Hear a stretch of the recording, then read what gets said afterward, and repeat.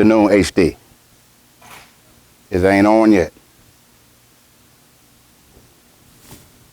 Good afternoon.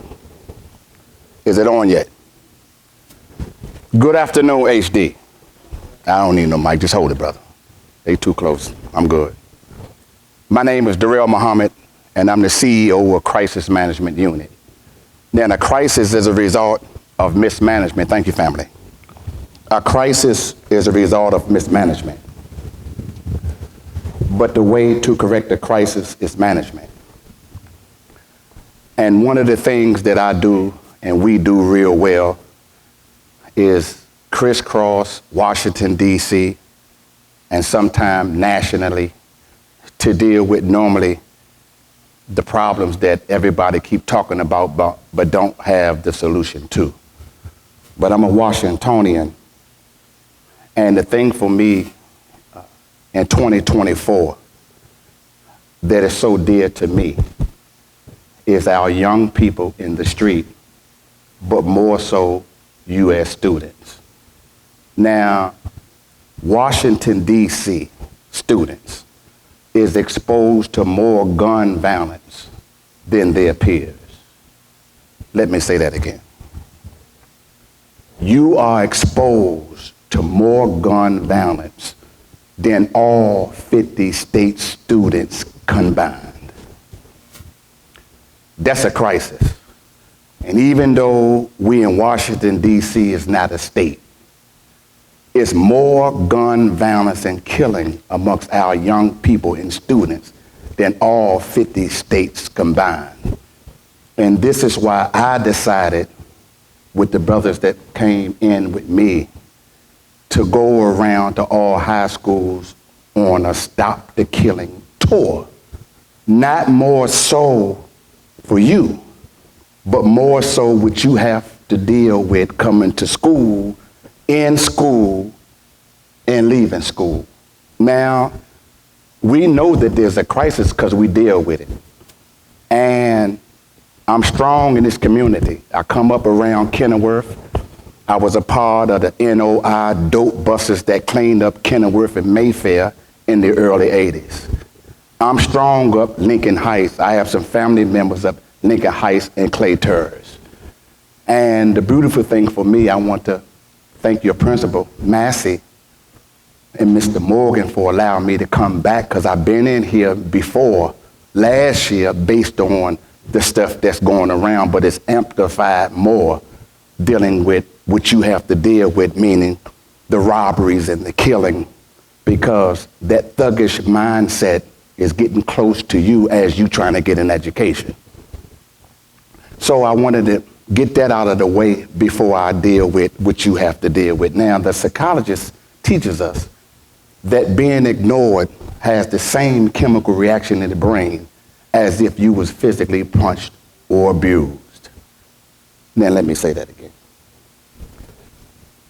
Being ignored has the same chemical reaction in your brain as if somebody abused you or physically punched you. And this is what I have to explain to the former Secretary of Education, Ori Duncan, because I'm on old block with King Von, which is past now, but I deal with Lil Durk and his father and all Larry Hoover co-defendants because we was in them penitentiaries together, and I get to that in a minute. But there's so much that you have to say, and it seemed like ain't nobody listening. Is that right? I'm gonna say that again. Is that right? You don't have to be shy, because I know some of you, when I get finished, that you're gonna have some questions.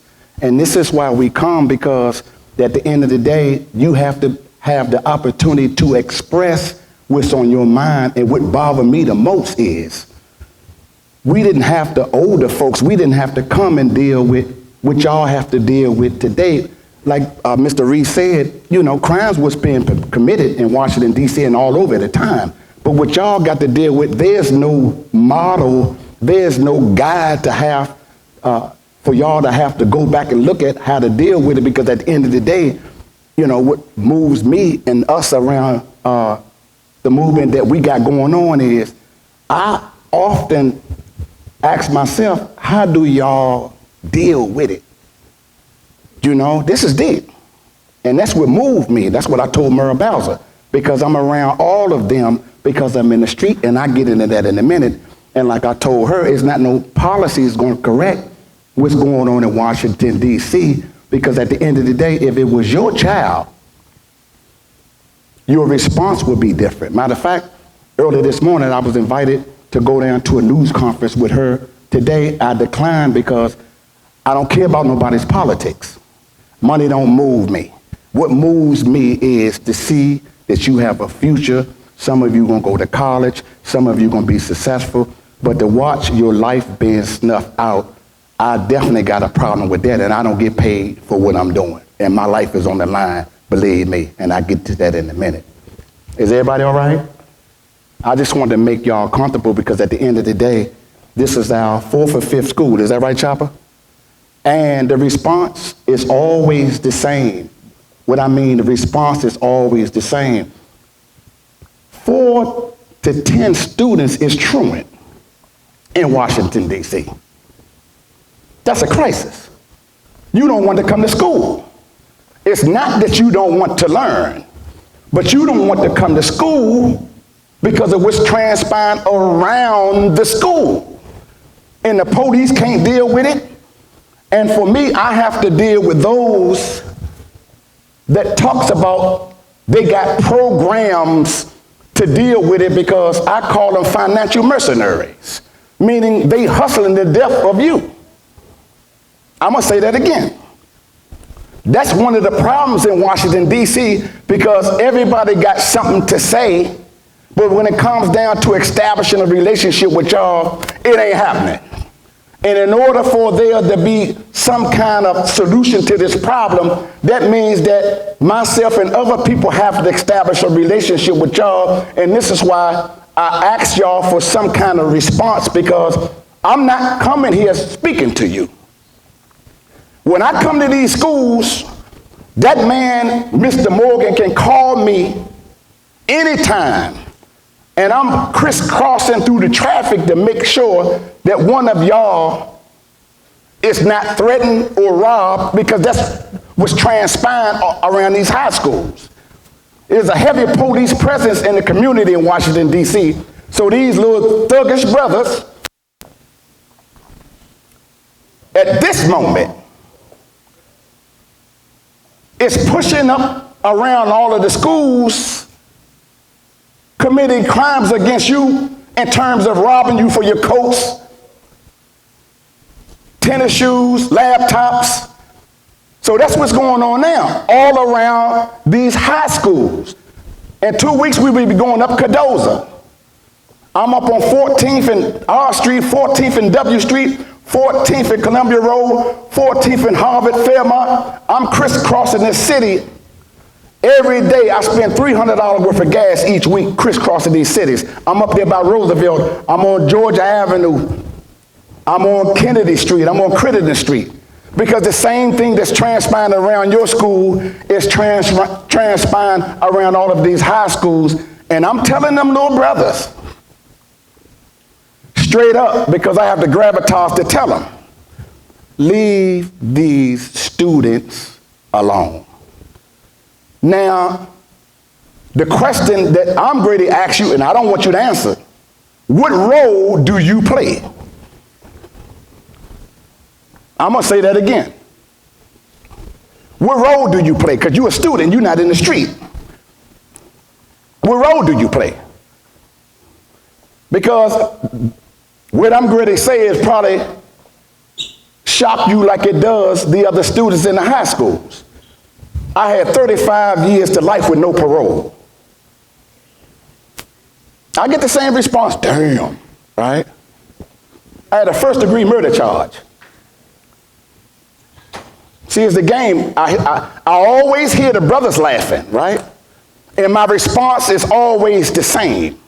And I'm going to tell you why my response is always the same. See, I ran them federal penitentiaries.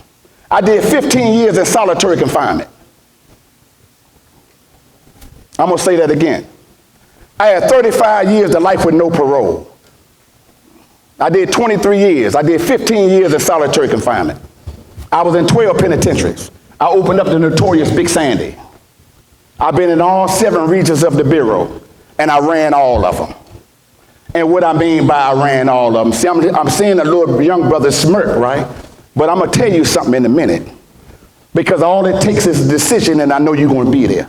I fought my way back home. It took me 23 years to get back home. I came home I got 5 college degrees. I'm going to say that again. I got 5 college degrees. So I wasn't in there watching LeBron James. I wasn't in there watching Steph Curry. I was around some of the most criminally insane minds of the society.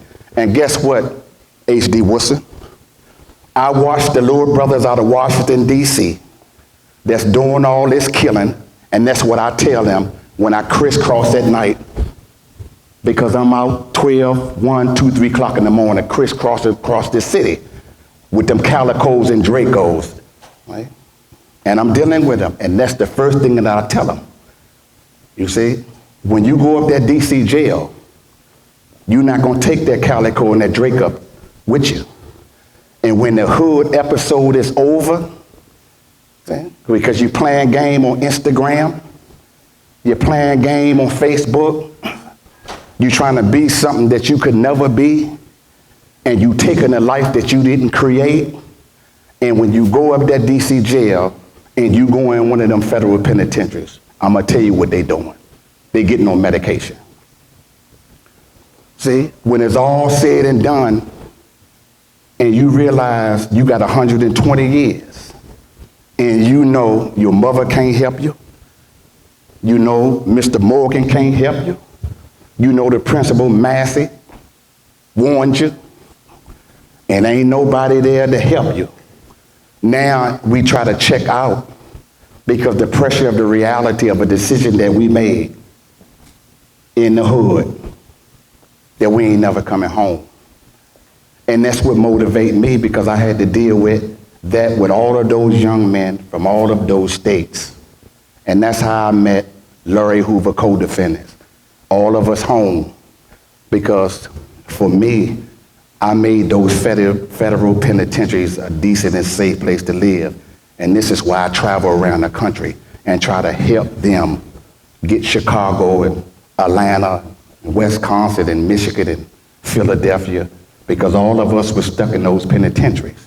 And unfortunately for me, a lot of us that came home and we back playing the podcast games now. That means we haven't learned our lesson. See, so the response that I always get is a smirk. And I understand it, because that's not a negative. See, the thing for me is to try, if nothing else, to understand the decision that you got to make, and especially you young brothers, y'all men. You see, because I was your age one day. Y'all men. And then this is the decision that y'all got to deal with as you come to school. You ain't gonna let nobody take your tennis shoes that you brought, or your mother or your family brought. You ain't gonna let nobody take your coats. I understand, because I ain't letting nobody take mine neither. This is the difference of us trying to make our communities a decent and safe place to live, that we don't have to make that decision, because that decision is being made. And if you make the wrong one, your life is over. I went to jail at 32 years of age. I came home over 52 years. I was 52 years old. The best years of my life was in there, bro. And this is why it moves me. It moves him. It moves us to come in and not only talk, because I'm here now. That means that I got to bring crisis management unit around in school, because I'm going up probably tonight, Lincoln Heights, back up off the school. See, that's the gravitas that I'm talking about. Because at the end of the day, y'all not in the street. You deserve to get an education. Is that right? I'm going to say that again, especially for these young women. And we have to, as young men or men, we have to learn how to respect and protect these young women. That's our duty and responsibility. Is that right, young men? Or ain't no doubt about it.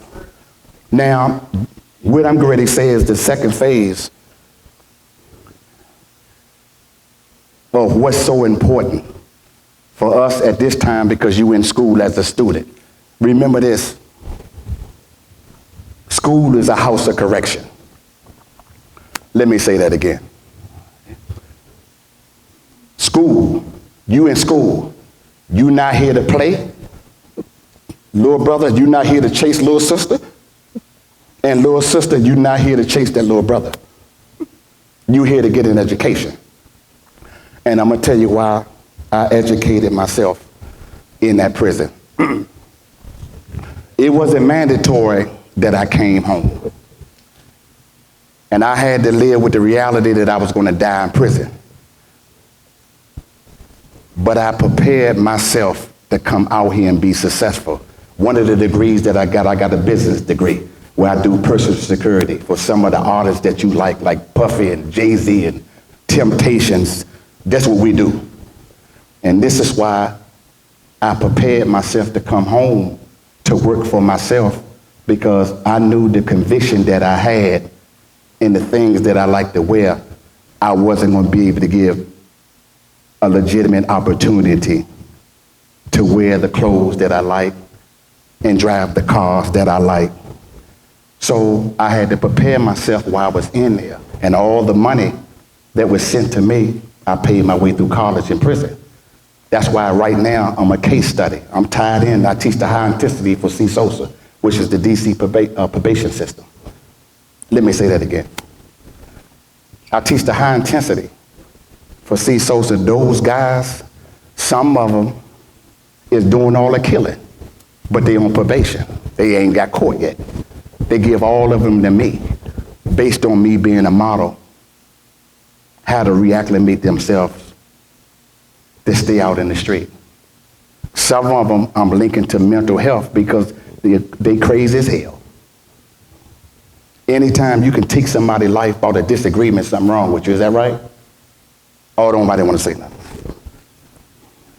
I can disagree with you all day, but anytime the thought come up in my mind, young people, that I want to take your life because I disagree with you, that's not normal. That's a mental health issue. Ain't no doubt about it. Those same brothers that I left 39 months ago, because I only been home 39 months. This is a whole new world for me. I left in 1998. Hey, this is why I come and I talk. You see, and this is why when I get finished talking, I'm linking myself to make sure that y'all can come to school safely and go home. Because I had to go in that cell, which was 6 by 8 feet, 48 square feet. And this is why for the guys that's smirking and laughing, can you stay in the closet for 36 hours without coming out? I'm gonna say that again. I heard somebody say, yeah. See, this is the reality in which if you don't make the right decision, would transpire. That's what the cell is of the DC jail. 6 by 8 feet, 48 square feet. Can you stay right now, wherever you live, can you stay in that closet without coming out for 36 hours? Because if you can't stay in that closet when you go home for 36 hours, then you can't do 36 years. That's the reality. And which, if we don't make the right decision, that we got to deal with. And that's why I tell those guys that's on probation now, you go up to DC jail, don't call me, it's over with. It's nothing that I can do for you. I'm tied into the federal court system. I'm tied into superior court system. And those brothers that I left in that jail 39 months ago, I have to write letters to tell a judge, if you let them come home, I got them. And at the same time, I'm telling some of them, okay, I left you watching Stephen A. Smith. I watch you playing basketball in the gym. And I tell them straight up, I'm not putting my name on you because I already know I'm not going to give you the opportunity to come out here and mess our community up. That's how serious this is. So if school is a house of correction, do you know that your teacher saved lives 25 more times than a doctor? Do you know that your mind don't understand the consequences of his actions till it reaches 25 years of age? I'm going to say that again, because some of us think that we know, even though we students. Your mind don't understand the consequences of your action till you reach 25 years of age. And this is what I got to explain to the federal judges, and that's what I got to explain to the Superior Court judges, because these young brothers that's doing all the killing, they don't understand the consequences of their actions, but they're responsible. And that's why, as crisis management CEO and president, that's why I did, regardless if they liked it or not, it don't make me no difference. Because I'm gonna tell you, young people, those without mercy should be shown no mercy. Wake him up, bro. Youngster, wake him up. Save his life.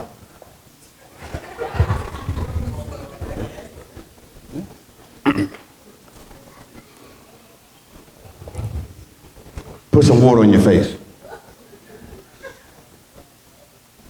Your teacher saved lives 25 more times than a doctor. How is that so? A doctor can only operate, or a doctor can only see one patient at a time. But your teacher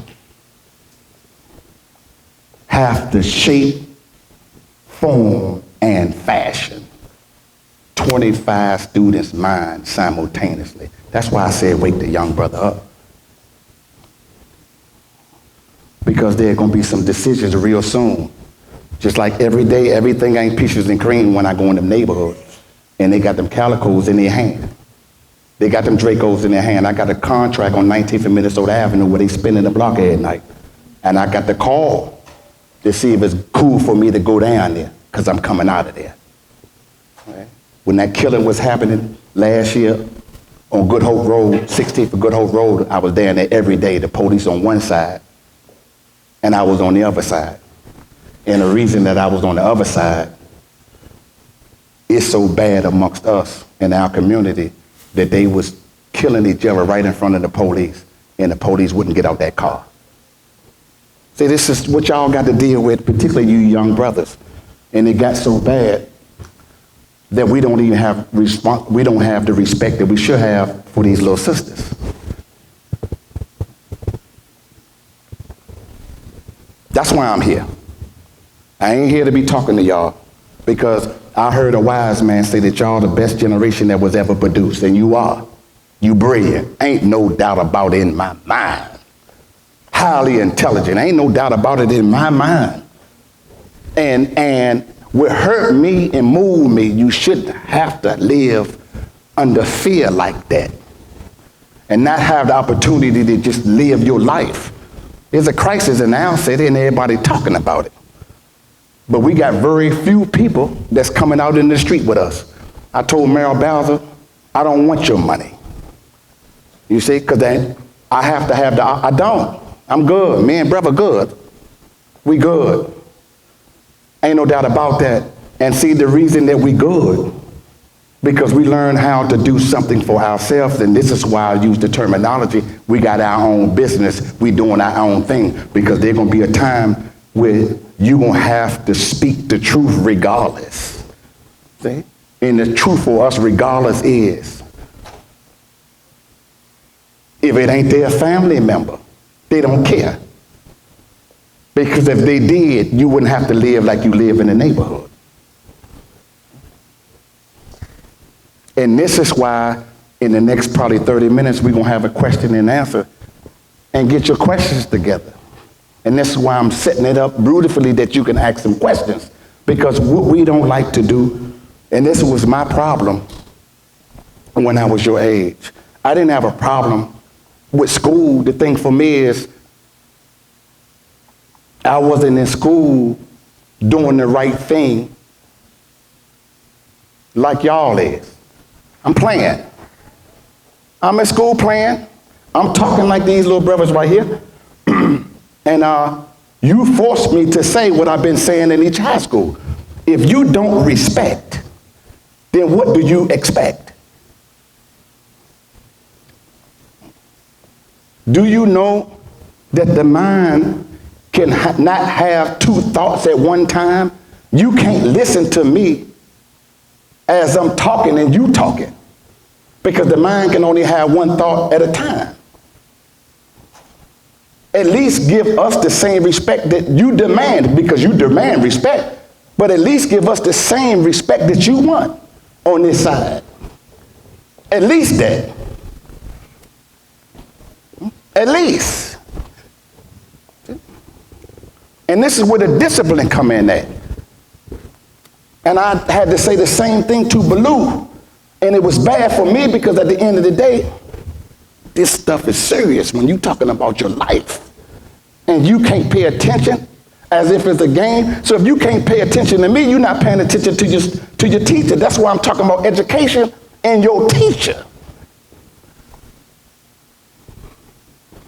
And as much as I love LeBron James, as much as I love Floyd Mayweather, Venus and Serena, practice don't make perfect.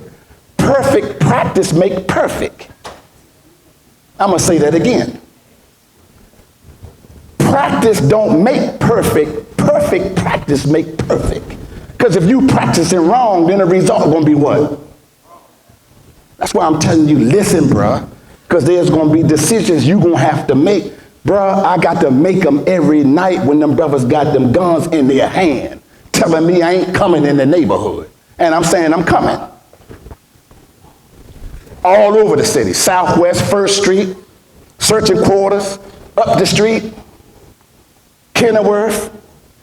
And then when the other brothers tell them, wait a minute, that's Brother D, then the attitude change. But what if nobody knew me? And it's not your neighborhood that I can't come in anyway. What if I have family members in there? So I know what you got to deal with. That's one of the reasons that we here.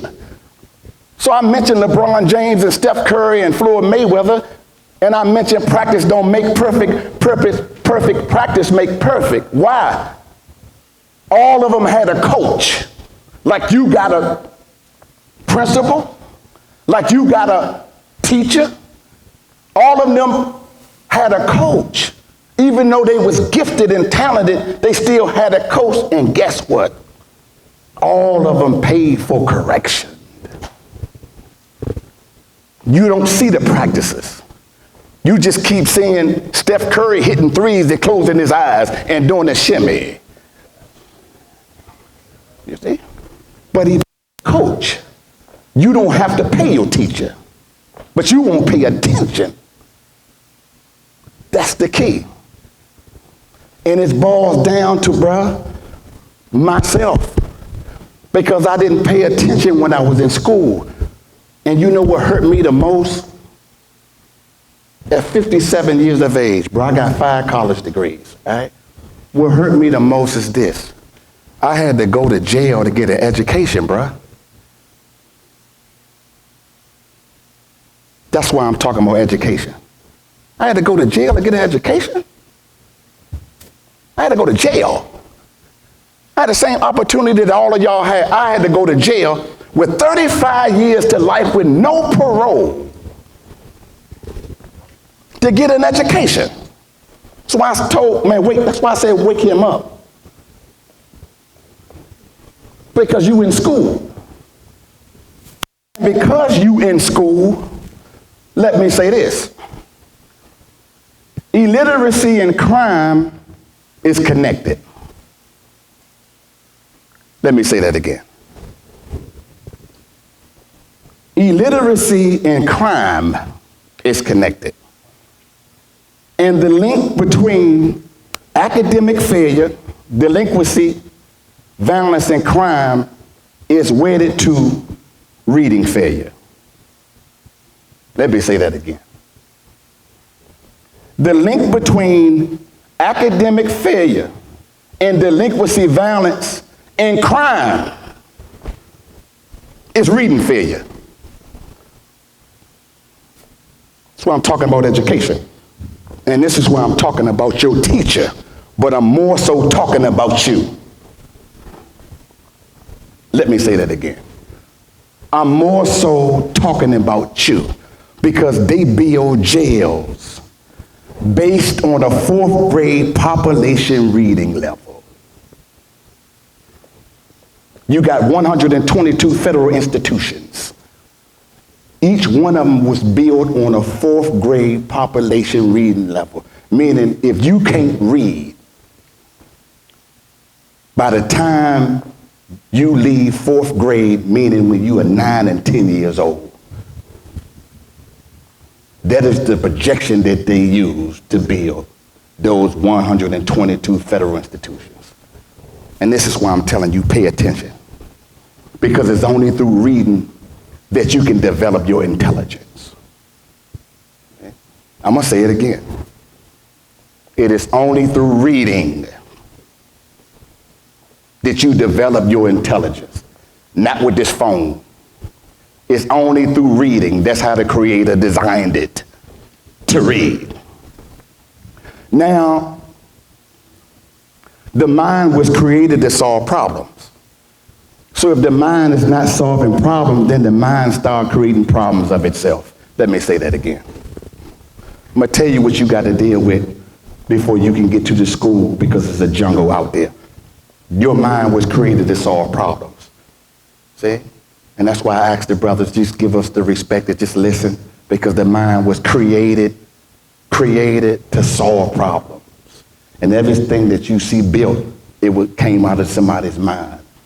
But your mind is just as brilliant as anybody else's mind, because your mind, if you understand that your mind was created to solve problems.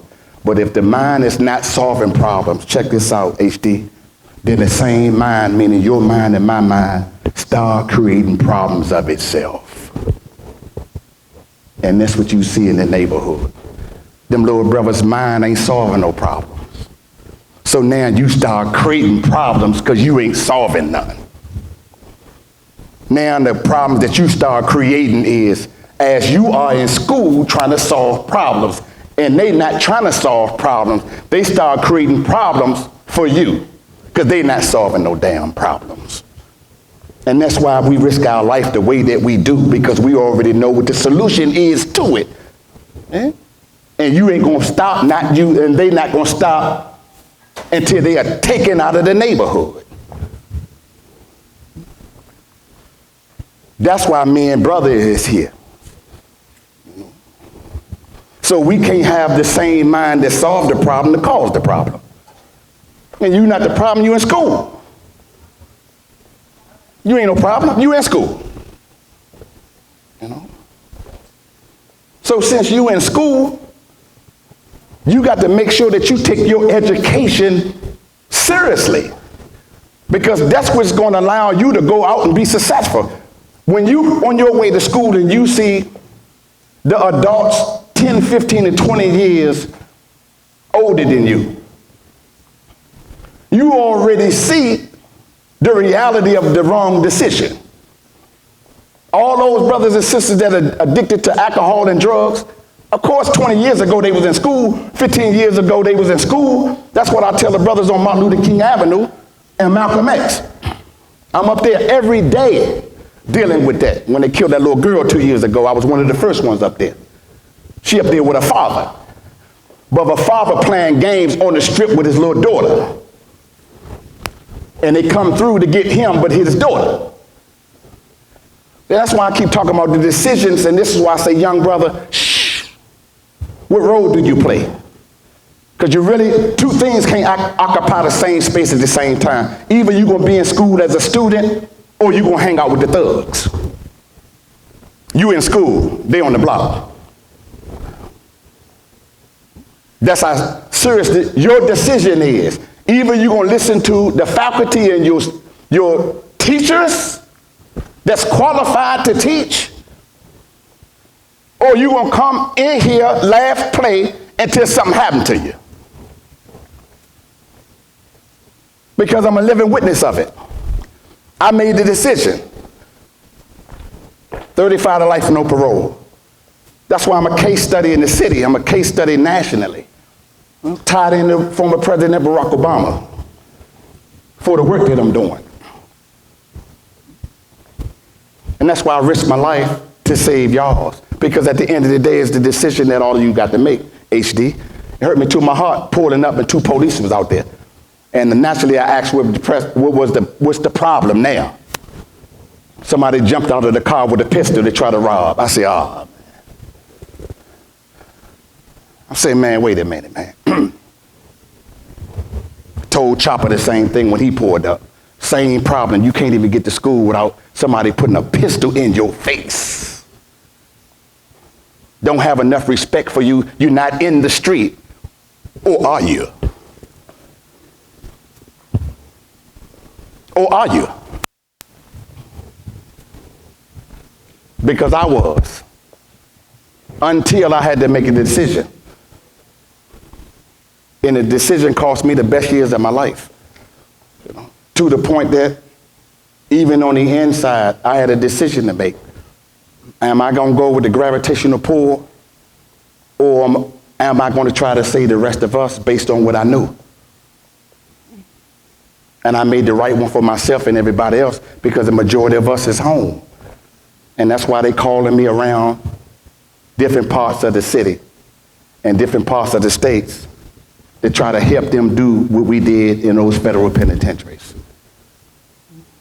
And this is why I applaud y'all the way that I do, because at the end of the day, 2 things can't occupy the same space at the same time. So at this time, ain't no doubt about it, there should be quite a few questions hurled my way. First question, raise your hand, please. Okay, the brothers that was talking in the back know you got a question.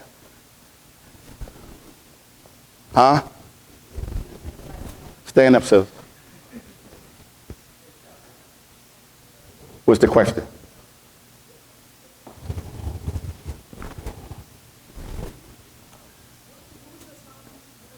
I had a first-degree murder charge. And that consists of,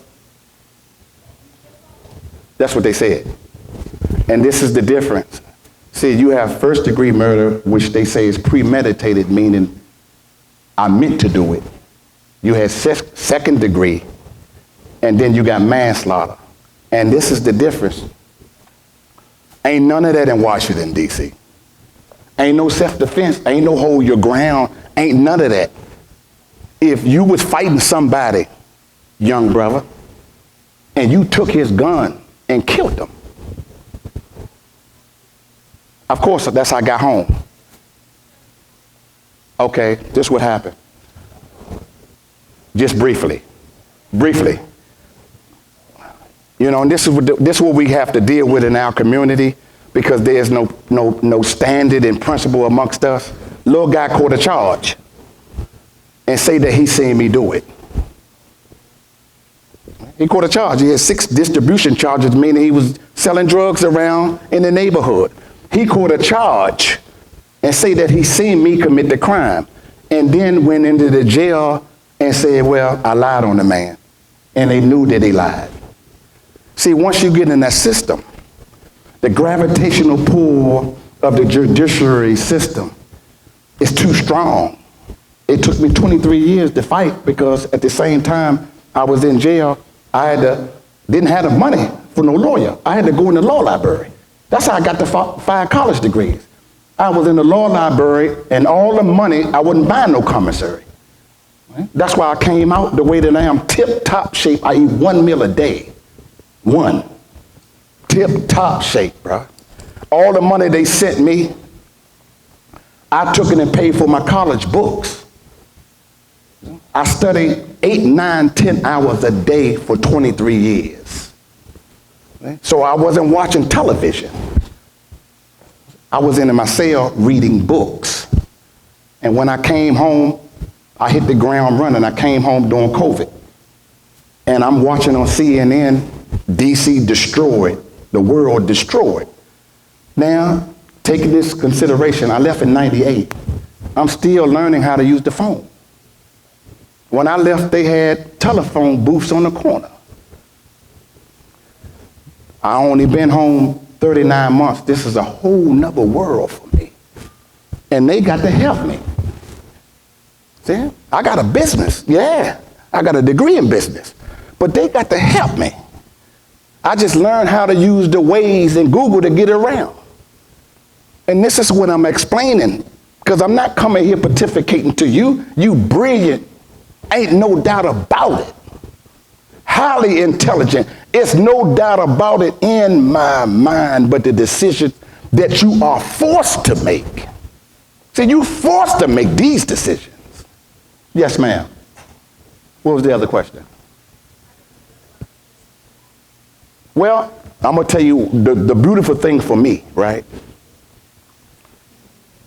I could be bitter, but that situation made me better.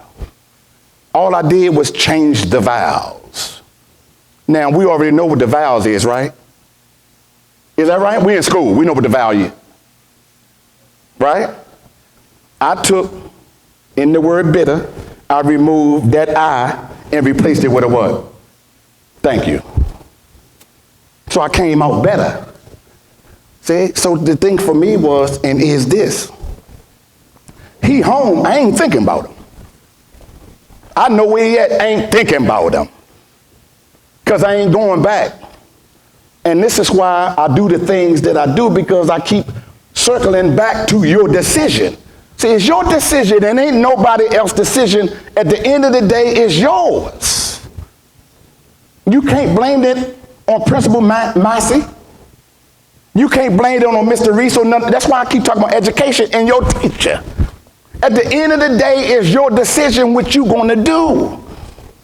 And that's what I tell them little brothers with them guns in their hand. You playing, bruh. I know you playing. I know you playing.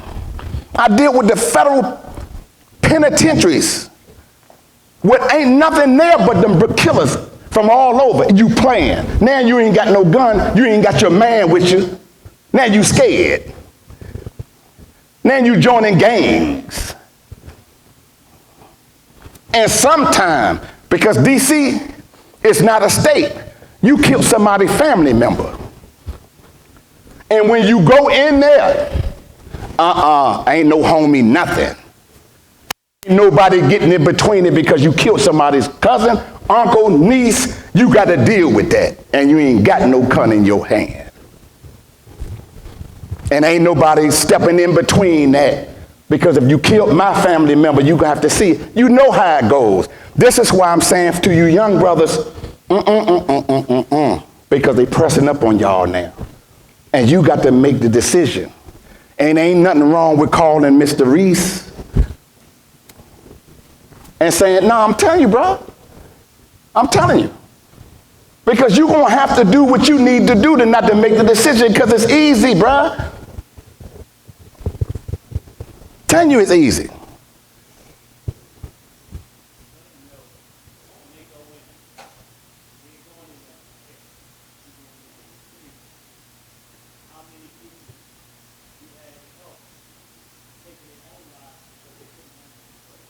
Okay, that's a good statement, Daddy, because that's not no question. I'm going to tell you something, bro, and family. I was blessed to be so strong in that place that they never seen one of us able to have the influence of the Ku Klux Klan, skinheads, GDs, vice lords, the real black hand from Mexico, the Pisces Sarando. I got stuck out in Victorville, 3,000 miles from Washington, D.C., in the desert out in Victorville Penitentiary. And I had to deal with the Bloods and Crips, and I used to say to them, to your statement, okay, y'all killing each other about a color out here in California. But you, in the penitentiaries, y'all together, you got to explain that to me. You got to be able to explain, y'all killing each other because he wearing blue and you got red on it. But y'all together in here, but when you go home, you killing each other. So y'all have to explain that to me. And they couldn't explain it. So I had to help them come, likewise with the GDs and vice lords. They battling for supremacy in them hoods. Last year I was up on O Block 3 times, from the south side to the west side. They had to take me from the west side to the south side. 3 months ago, I was in Philadelphia with Lil Durk. His father called me and said, man, make sure my son make it out of Philadelphia because they tried to kill him before. And this is why the music that's being made now, we don't understand as young people, that's just entertainment. Them brothers not living them lives, they millionaires. They ain't living like that. So they playing on the ignorance of us listening to it, and we don't understand that it's just entertainment. And that's what I had to explain to them up there. You got a greater role putting that garbage out because it's garbage. To me it is. And I was at the old Terry Hut Penitentiary, and I was at the new Terry Hut Penitentiary with them. That's how we became close. I got stuck in Indiana twice. So I was around them in them penitentiaries where they died. And like Brother Dyrell made the statement, they dying in there. And not only they dying, but what I don't like is, and that's what made me step above the whole institution, you're not going to force me to take somebody's life and I'm trying to go home. That means that I had to step forward and above those penitentiaries and go on those rec yards and say, okay, now we ain't doing that. Like, what's the issue? What is the real issue? Just like now, I'm going in them neighborhoods. What is the issue? And if the issue, because he says something about you on Instagram, I'm saying that's not an issue. You making an issue. Because somebody says something about you, that's an issue that you're going to take the man's life because he says something about you, and then we sitting on both sides cheerleading, though, till somebody dead. And right now, I'm dealing with the mothers who lost their sons all over Washington, D.C. Because they can't pay. They don't have them. Our family don't have enough money to bury our sons. So I got to raise money, advocate for that, because you got the politicians and all of these wards playing the game like they really about your life, but they not. That's why I spoke briefly about Merrill Bowser and I'm around all of them. I don't play the game about your life.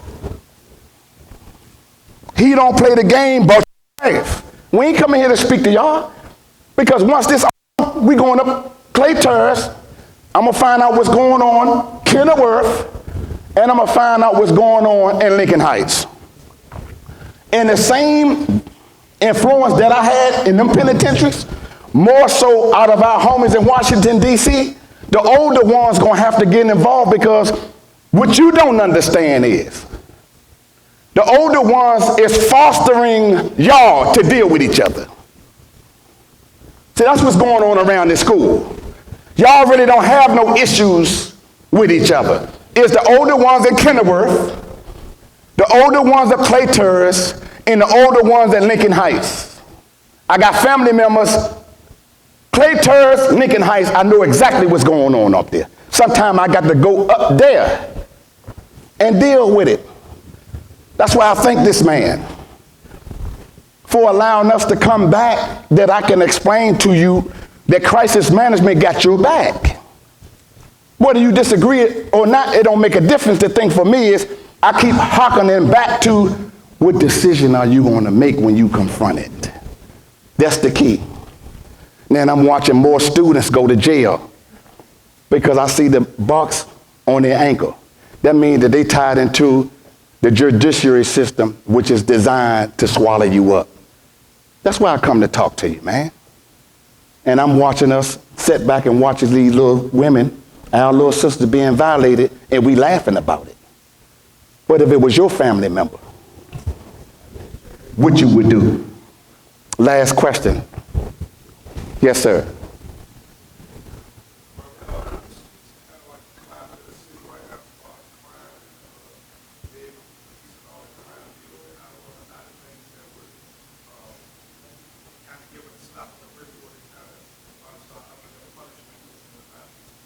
Okay, that was a good question, because I'm around Mayor Bowser because of that. Because crisis management unit is so effective and efficient. That's why she called me around. And oftentimes I'm on television, Channel 4, 5, 7, and 9, because as them bodies is still hot, I'm on them scenes. And that was a hell of a question that you asked, bro, because Murder is up. Assault with a deadly weapon is up.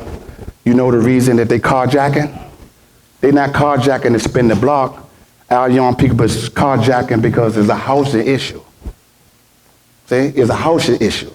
Whatever transpired in their family, mom and them, aunt and them, daddy and them put them out. So they carjacking to sleep in the cars. See, I know that because I'm out there. They ain't got nowhere else to go. So if they not sleeping in the cars, they sleeping in the trap houses. And I'm telling you, little sisters, leave them alone. You ain't got no future in them. I don't care how cute he is. You see it? He can't do nothing for you. Nothing at all. And I'm going to leave us with this.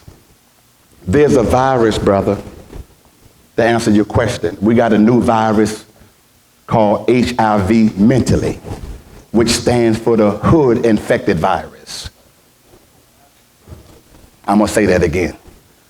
You see, there's a virus amongst our community nationally, mentally, HIV, hood infected virus. And if we don't deal with it properly, then you know it's going to metastasize to AIDS mentally. Now that acronym stands for addicted to incarceration and death syndrome. See? We're addicted to incarceration or death. See? And this is why I'm telling you, leave it alone, young people. You are in school as a student. Let it die on its own. Don't feed it. So with that being said, Brother Reese, man, I thank you, brother. Ain't no doubt about it. We be in Cardozo in the next 2 weeks. They cutting up there, brother. 14th and Fairmont, Glenville Road, Harvard, Girard, and I'm up there every other day, me and this brother at night. You know, because now you got the Spanish brothers that's up there, and they got them guns, and they got that work. And our little brothers talking about this my neighborhood. So you got to battle for supremacy, and don't nobody own nothing up there. So the same thing that I was able to do in the prisons, I got to step in between that. You see, and it's around Cardozo with them little students. They just trying to be students. Now they shooting at them. After that, I'm going up Coolidge. After that, I'm going up Easton, and after that, I'm going up Roosevelt. Because we in them neighborhoods every night. And this is why I thank this man for giving me the opportunity just to say a few words. Because now we got to formulate a plan around Clay Terrace, Lincoln Heights, and Kenilworth, because that's what the problem at. So thank you, brother, for your question. Thank you, H.D. Woodson. And y'all be blessed and safe.